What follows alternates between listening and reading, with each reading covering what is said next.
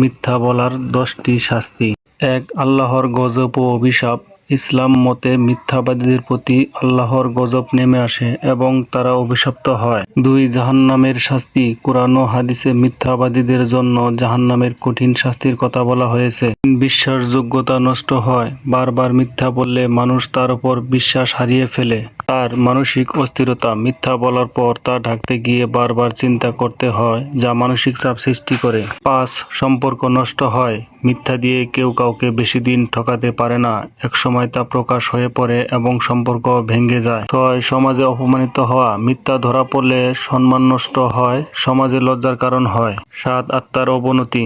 বারবার মিথ্যা বলতে বলতে একসময় আত্মা পাপের প্রতি অভ্যস্ত হয়ে যায়। 8. আইনি শাস্তি। যদি মিথ্যা বলা আইনগত কোনো বিষয় হয়ে যায়, যেমন আদালতে মিথ্যা সাক্ষ্য, তবে তা শাস্তিযোগ্য অপরাধ।